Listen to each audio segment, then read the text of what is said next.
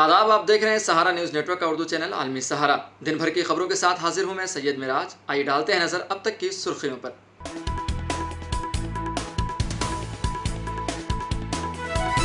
वज़ीर आज़म मोदी ने अलीगढ़ में राहुल गांधी और अखिलेश यादव पर किया तंज। कहा, आवाम ने इतना मजबूत ताला लगाया कि दोनों शहजादों को नहीं मिल रही है चाबी। दिल्ली के गाजीपुर लैंडफिल साइट पर आतिशज़दगी, आग पर काबू पाने की मुस्तकिल कोशिशें जारी। आम आदमी और बीजेपी के माबैन हो रही हैं बयानबाजियां। लोकसभा इंतखाबात में बीजेपी का खाता खुला। सूरत सीट से बीजेपी उम्मीदवार मुकेश दलाल बिला मुकाबला रुकने पार्लियामेंट मुंतखब। कोलकाता हाई कोर्ट ने मगरबी Bengal school service commission panel के जरिए स्कूल टीचर की भर्ती को किया मनसूख। इस फैसले से 24,000 असातिज़ा होंगे मुतासिर। इसराइली वज़ीर आज़म नेतन्याहू की रिहाइश के सामने हज़ारों शहरियों का एहतजाजी मुजाहिरा। मुजाहिरीन ने नाअहल वज़ीर आज़म इस्तीफ़ा दो के लगाए नारे। अब पेश है खबरों की तफसीलात। वज़ीर आज़म नरेंद्र मोदी उत्तर प्रदेश के तारीखी शहर अलीगढ़ में हैं। उन्होंने इस मौके पर अपोजिशन को तनकीद का निशाना बनाया। पीएम मोदी ने कहा कि गुज़िश्ता बार मैंने सभी से अपील की थी कि एसपी और कांग्रेस को बदउनवानी पर ताला लगाएं, और आप लोगों ने इतना मजबूत ताला लगाया है कि दोनों शहजादों को इसकी चाबी नहीं मिल रही है। पिछली बार जब मैं अलीगढ़ आया था तब मैंने आप सबको अनुरोध किया था कि सपा और कांग्रेस के परिवारवाद, भ्रष्टाचार और तुष्टीकरण की फैक्ट्री में ताला लगा दीजिए।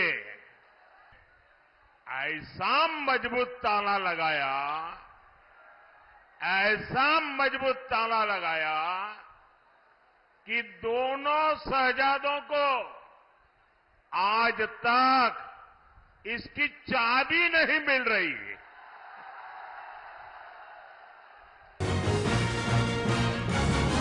पीएम मोदी के इंतखाबी बयान पर कांग्रेस के कौमी सदर मल्लिकार्जुन खड़गे ने रद्द-ए-अमल का इजहार किया है। उन्होंने कहा कि जो शख्स हिम्मत हार जाता है वो इस नौयत की बातें करता है। उन्होंने कोई भी ठोस काम नहीं किए हैं। पीएम मोदी हमेशा कांग्रेस और अपोजिशन पर हमला करते हैं और आजकल कह रहे हैं इंडिया इत्तेहाद में कोई लीडर नहीं है। जो आदमी अपनी हिम्मत खो लेता है और जिसके पास बोलने के लिए कुछ मुद्दे नहीं है तो ऐसी चीजें लाते हैं।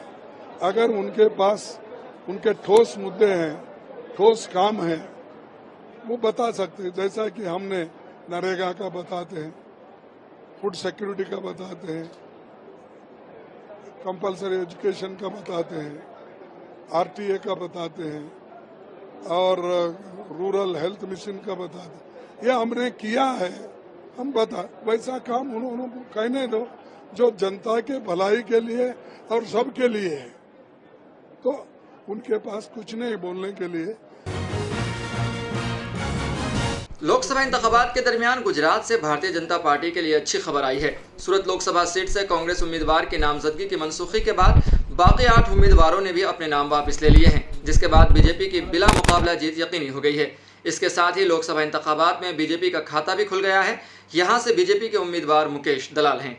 आज मुझे निर्विवादित विजय घोषित किया गया है तो गुजरात में और देश में पहला कमल खिला है, और ये मैं कमल आदरणीय वड़ा प्रधान श्री नरेंद्र भाई मोदी साहब के चरण कमलों में अर्पण करता हूं।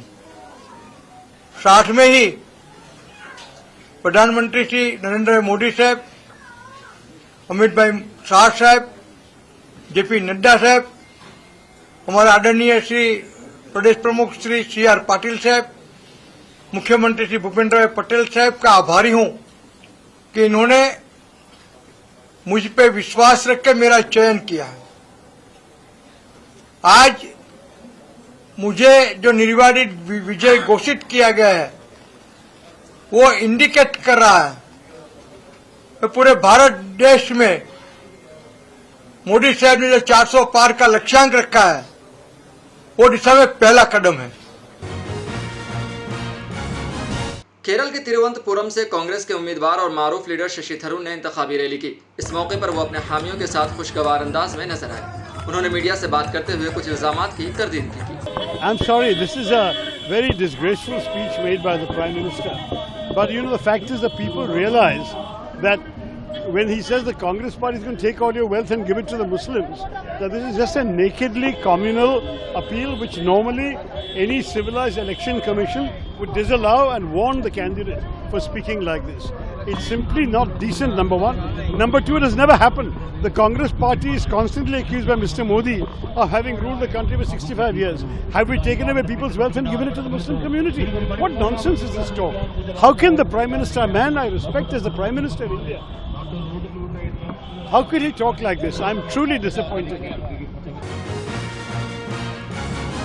एमपी कपिल सिब्बल ने कहा है कि पीएम मोदी ने जो तकरीर की ऐसा लग रहा है कि पहले मरहले का इलेक्शन उनके हक में नहीं रहा। उस तकरीर के बाद मुझे लगता है कि बहुत सारे लोग मायूस होंगे। उनकी तकरीर से वाज़ेह तासुर यही जाता है कि यहाँ रहने वाली अक़लियत दरअंदाज है। उन्होंने कहा कि ये कैसी सियासत है और सकाफत है। अभी हाल ही में कल की ही बात है कि प्रधानमंत्री ने एक ऐसा भाषण दिया जिससे लगता है कि पहली चरण के जो मतदान हैं उनके पक्ष में नहीं जा रहे।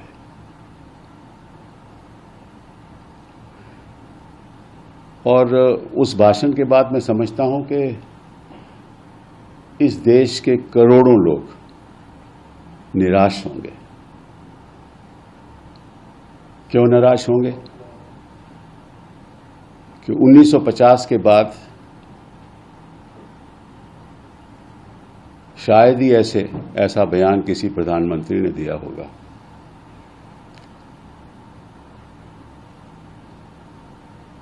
जो इशारा करता है कि हमारे जो अल्पसंख्यक यहां तब से रह रहे हैं वो घुसपैठिए हैं। बिहार के साबिक नायब वजीर आला और आरजेडी लीडर तेजस्वी यादव ने सीएम नीतीश कुमार के बयान पर कहा, आजकल वो बोलना नहीं चाहते हैं लेकिन उनसे बुलवाया जा रहा है। जो लोग उनसे बुलवा रहे हैं उन्हें हम बता दें, बाबा साहेब अम्बेडकर 14 भाई बहन थे। नेताजी सुभाष चंद्र बोस भी 14 भाई बहन थे। वजीर आला भी 5 भाई बहन हैं। साबिक वजीर आजम अटल बिहारी वाजपेयी 7 भाई बहन थे। पीएम मोदी 6 भाई बहन हैं। इस तरह के बयान जो लोग वजीर आला से दिलवा रहे हैं उन्हें पहले ये सब देखना चाहिए। ये कोई मुद्दा नहीं है। मुद्दों की बात होनी चाहिए। बिहार की तरक्की विकास की बात होनी चाहिए। हट गए तो बीवी को बना दिया, अब आजकल बाल बच्चा को, अब पैदा तो बहुत कर दिया। इतना ज्यादा पैदा करना चाहिए किसी को? बाल बच्चा उनका सम्मान करते ही हैं। आजकल वो नहीं बोलना चाहते हैं, ना बोल रहे हैं। उनसे कोई बुलवा रहा है। कौन लोग हैं बुलवाने वाले? लोग बोलते रहते, लेकिन जो बुलवाने वाले लोग हैं जब किताब लिखेंगे तो उसमें जिक्र करेंगे। लेकिन जो बुलवा रहे लोग उनको जानकारी में हम लोग दे दें कि बाबा साहब अम्बेडकर जिन्होंने संविधान लिखा था वो 14 भाई बहन थे और बाबा साहब आखिरी 14वें संतान थे। जो हमारे देश के लिए जिन्होंने कुर्बानी दी, लड़ाई लड़ा, सुभाष चंद्र बोस जी, वो भी 14 भाई बहन थे। वो 8वां संतान थे। और जानकारी दे दें, मुख्यमंत्री जी भी 5 भाई बहन हैं और पूर्व प्रधानमंत्री अटल बिहारी जी भी 5 भाई बहन, 7 भाई बहन अटल बिहारी वाजपेयी जी। नरेंद्र मोदी जी 6 भाई बहन और प्रधानमंत्री जी के दादाजी, जो दादाजी थे वो भी 7 भाई बहन थे। प्रधानमंत्री मोदी जी के एक चाचा नरसिंह दास जी, उनके 8 बच्चे हैं। गृह मंत्री अमित शाह 7 भाई बहन हैं और वो खुद 7वें नंबर पर हैं। पटना साहिब के अपने रविशंकर जी 7 भाई बहन हैं। तेलंगाना के मुख्यमंत्री चंद्रशेखर राव जी 10 भाई बहन थे। राष्ट्रगान लिखने वाले रविंद्रनाथ टैगोर 7 भाई बहन थे जिन्होंने राष्ट्रगान लिखा। मगरबी बंगाल के मुतनाज़ा और बेज़ाब्तगियों के इल्ज़ामात वाले असातिज़ा भर्ती मामले पर कलकत्ता हाईकोर्ट ने अहम फैसला दिया है। हाईकोर्ट ने मगरबी Bengal school service commission panel के जरिए स्कूल टीचर की भर्ती को मनसूख कर दिया है। इस फैसले से 24,000 असातिज़ा मुतासिर होंगे। इल्ज़ाम है कि इस भर्ती में 5 से 15 लाख रुपए रिश्वत लिए गए थे। कलकत्ता हाईकोर्ट के इस फैसले को मगरबी बंगाल हुकूमत के लिए एक बड़ा झटका माना जा रहा है। मशरक़ी दिल्ली के गाजीपुर लैंडफिल साइट पर इतवार की शाम जबरदस्त आग लग गई, जिसे बुझाने की कोशिशें अभी तक जारी हैं। इस आग की वजह से धुएं का जबरदस्त गुबार अतराफ में फैल गया है, जिससे लोगों को सांस लेने में मुश्किल हो रही है। ये धुआं न सिर्फ दिल्ली बल्कि नोएडा और गाजियाबाद के मुख्तलिफ इलाकों तक में भी फैल गया। इस आग को बुझाने की कोशिश हो रही है, मगर हुनूस कामयाबी नहीं मिल सकी है। आग की वजह से अतराफ के इलाकों में बड़े पैमाने पर धुएं के साथ बदबू भी फैली हुई है, जिसकी वजह से लोग सांस लेने में दुश्वारी और दम घुटने की शिकायत कर रहे हैं। आग बुझाने के लिए रात भर कोशिशें जारी हैं, लेकिन अभी तक आग पर काबू नहीं पाया जा सका है और कई हिस्से अब भी जल रहे हैं। फायर ब्रिगेड के 30 से ज़ायद गाड़ियां आग पर काबू पाने की कोशिश कर रही हैं।